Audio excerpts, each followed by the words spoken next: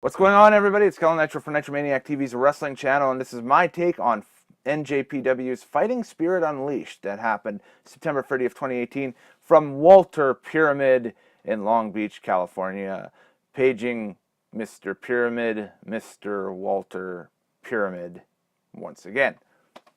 Just to start, Josh Barnett, due to a scheduling conflict, could not make the show in his role of color commentator for Access TV. So Jim Ross and Kevin Kelly had the call, and I would love to see more of these guys as a tandem for future New Japan Pro Wrestling events. Maybe have Don Callis in as the third. I think a three-man booth with Ross, Kelly, and Callis would be very interesting to see. So hopefully we get that somewhere down the line. I really enjoyed Kevin Kelly and Jim Ross as kind of, there wasn't really a color commentator between the two. I think both of them kind of switched roles throughout the night. One would do play-by-play and one would do color, and then vice versa. So I loved it. I thought it was a great mix. Just running down the card very quickly because it was, after all, a week ago this all happened. Taguchi Japan, who was Jushin Liger, Taguchi, and ACH defeated Roppongi 3K, Sho-Yo, and Rocky Romero. I guess they were saying during the broadcast that Tiger Mask and Liger are aiming for a junior tag title shot somewhere down the line here. So that'll be fun. Actually, I'm really looking forward to seeing that. That's going to be very interesting. Other than that, good showcase, good opener. The Addiction, Christopher Daniels and Frankie Kazarian taking on the Bullet Club tag team of Chase Owens and Hangman Page. And again, Owens and Page as a tag team I would love to see more of as well. I think that might be a team that you see in 2019 challenge for the IWGP tag straps somewhere down the line for sure. And this match moved fairly quickly for sure. Addiction ended up walking out with the victory. Busy weekend for them. They had the Ring of Honor tag title shot on Friday, and then whatever TV tapings on Saturday they had to do, and then Sunday had to do the New Japan show. So, those guys still in 2018 relevant and earning their money. Daniels and Kazarian, Scorpio Sky as well. SoCal Uncensored, The Addiction, still a big deal. The new Ring of Honor World Television Champion Jeff Cobb teamed with Chris Sabin and Flip Gordon and defeated the Chaos tandem of Hiroki Goto, Beretta, and Chucky T. This was a wild six-man, again, a good showcase match. This is one thing that New Japan does well, is these multi-man tags. I've mentioned it before on the show. Can't mention it enough. They showcase everybody equally, and everybody looks like $1 million afterwards. So, I still attest to this day that if WWE really wanted to make a impact, the guy they signed from New Japan isn't any of the Bullet Club guys, isn't any of the top echelon Chaos guys like a Jay White or Okada or something like that. If you sign Hiroki Goto to an NXT deal, that gets people talking. So, hey, you heard it here first. Suzuki-Gun, Zack Sabre Jr., Lance Archer, and Davey Boy Smith Jr. defeated LIJ, which was Naito, Sonata, and Evil. Again, another great six-man tag match. They seem to be working this angle now where there's a lack of cohesion between, I guess, Evil and the rest of the members of LIJ, just because Evil seems to be concerned with all his the recent losing streak that he's been on lately. And now it's kind of morphed into this big monster now where LIJ can't win a match. Suzuki-Gun ended up winning the match, where Zack Sabre Jr. did the Adult Swim style cover or pin job on on Evil, the repeated flipping off into the bridge. Again, that was good. That was easily the best six-man of the night between all six of those guys, in my opinion. And out of all the so-called showcase matches leading up into the second half of the show, I thought this was the best one. So, hey, they got something going on with this. I can't wait to see who the new LIJ member is. That's supposed to be an addition. Not a replacement for Hiromu, but this guy is supposed to be an addition, supposed to make things better. Could it be Pac, a.k.a. Neville? Could it be somebody else? Could it be a young lion getting his first crack? Could it be somebody from Ring of Honor? Who knows? The next match was the second semifinal for the IWGP Junior Heavyweight title tournament. The winner would take on Kushida at King of Pro Wrestling, coming up on Monday here, so it's coming up fairly quickly. Will Ospreay and Marty Scurll going one-on-one, and this contest was back and forth. Of course, the storyline going into this is Ospreay has never defeated Scurll. I think he came very close this time, man. I love the story being told in the first part of the match where he was trying to get a quick pin on him. That would have been a jaw dropper for sure. Ospreay beating Scurll in less than a minute. That, you know, I would have loved to see the creative for that. You know, that would have absolutely buried Marty, but I think that would have been a different way to go about things. Case in point, though, it was an excellent match between the two. I think that the final, which will end up being Marty Scurll versus Kushida for the IWGP Junior Heavyweight Championship coming up on Monday, might pale in comparison to this match. This match here was fairly solid from front to back. It was a 16-minute affair, and do I have 16 written down? Yeah, I have 16 written down. It was 16:08 to be exact, if you're looking for an exact time on it. But I loved it. I thought that it was back and forth. It was easily match of the night, in my opinion, and a whole lot of fun to watch. So go back and watch it. This thing was ballistic from beginning to end. Tag titles for the IWGP World Tag Team Championship, and you know what? This was one of the two big title changes of the night. This was the first one, with the Guerrillas of Destiny, Tangaloa, and Tama Tonga defeating the Young Bucks. So the Young Bucks' reign as IWGP Tag Champions are over. The Guerrillas of Destiny walk out with the belts. Going forward, we'll have to see what this means, but it's adding more fuel to the fire between the Firing Squad and the Elite, as these two sub-outlets of Bullet Club kind of go one-on-one. And one can watch this and help but wonder, you know, maybe this is the way the NWO split should have been handled in WCW 20 years ago. We've learned a lot since then, obviously. Just saying. I know, a little smug on my end, but yeah, what can you do? Second title change, the IWGP US Heavyweight Championship. Cody defeating Juice Robinson. It was a good reign for Juice, and he built a lot of momentum this summer with him as the IWGP US Champion.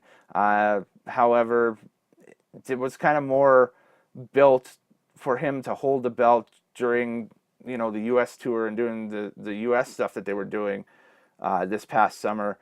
I don't understand them putting the belt on Cody. I understand that's a name and that's a potential rub that they could have because Cody's the NWA champion. Get the IWGP belt showing on some New Japan, or get the NWA belt showing on New Japan and get the IWGP belt, US belt showing on NWA television or live stream or whatever they got for the 70th anniversary show coming up. Are they looking at a potential Ultimo Dragon situation maybe with Cody where he walks out on Monday with all 3 titles? We'll talk about that at the end of the video when I look at the card and do my predictions for King of Pro Wrestling. But, man, something to consider there is if that's something that they want to do during the fall leading into Wrestle Kingdom, is they have this free belt champion. If that's the case, then I would think that one of the belts would have to be dropped, and the U.S. strap with Cody makes the least sense right now. I mean, it would be a great visual to see him walk into Ring of Honor pay-per-views or this NWA 70th anniversary thing with both the IWGP heavyweight title and the NWA title. I don't think that's going to happen per se, but we'll wait and see what happens. Like I said, predictions will be at the end of the video for King of Pro Wrestling, but you know, just with the result here, it was a little bit of a head scratcher in my mind. And of course, the main event, the Golden Lovers of Omega and Ibushi defeating the Chaos Tag Team of Okada and Ishii. You know, another hard-hitting match. Fans got what they wanted again every time Omega and Okada match up, even if it's in a tag match. everybody gets their money's worth off of this. So it was a solid card from front to back. It happened a few days ago, so that's why I kind of sped through this. You know the results. This is my opinion of what went down with that. I'll give the card a solid 8 out of 10. It was a solid 4 hours of watching. I enjoyed it. I watched it in 2 parts off of the New Japan World streaming service, and freaking loved it. So on to the second part of the video. If you stayed with me this long, thank you very much. And if you are just tuning in off of the menu time gimmick at the bottom, welcome. I'm Kellen Nitro. These are my predictions for the King of Pro Wrestling card happening in Ryogoku, Japan on Monday, October, is it 7th or 8th? What day is it? Oh, press conference is on the 7th. The event's on the 8th. Monday, October 8th, in the wee early hours, in the wee early ones on a Monday. So a lot of people will be watching this on the streaming service on the PVR function. I know I will. So to open King of Pro Wrestling 2018, we've got Jushin Liger, Tiger Mask 4 versus the Suzuki-Gun IWGP Junior Tag Team Championship team of El Desperado and Kanemaru. This is going to be a great match. I imagine it'll probably be the opener of the card. I really don't see Suzuki-Gun dropping the belts here, so I'll have to go with them walking out as the IWGP Junior Tag Champions again. But I think that this will probably be the first of a series of matches between them, just because of the Tiger Mask popularity of the anime and everything going on in Japan with it. It's a big deal, and so I think they want to get a belt eventually on Tiger Mask, whether that's a junior tag belt or a junior championship. We'll have to wait and see, but you know, that's 2 legendary gimmicks, you know, teaming up with each other. It's pretty cool. We got the team of Great Bash Heel, which is an awesome team name. I love that. Makabe and Honma taking on Juice Robinson and Toa Hinari. Sorry, Toa, if I butchered your last name. Hinari.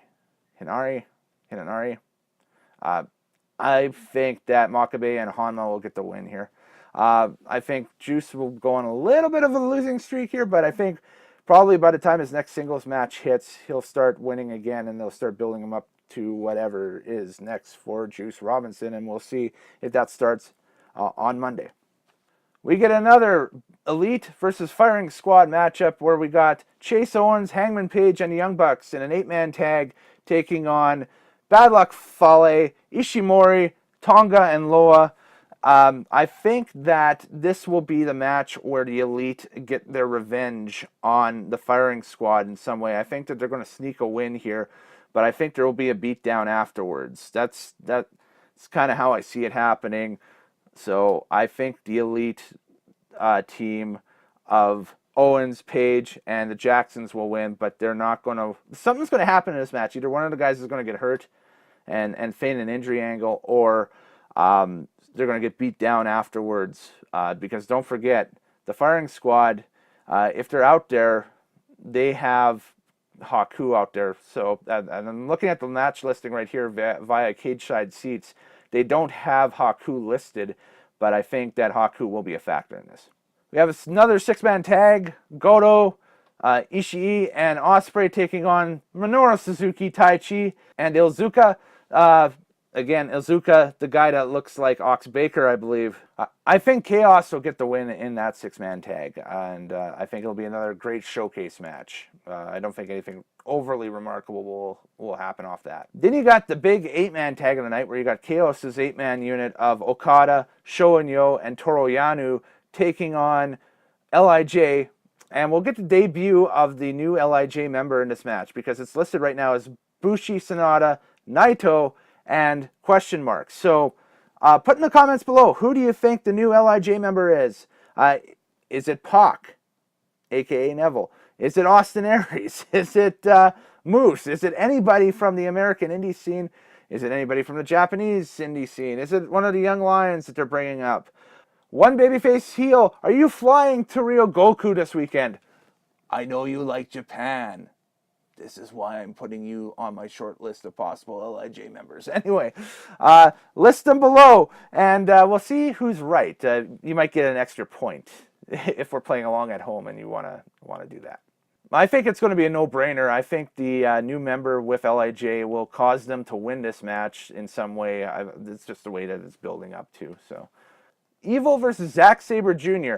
This could be interesting. I don't think the new LIJ member will have an effect in this match. I think that Evil might get the win clean here.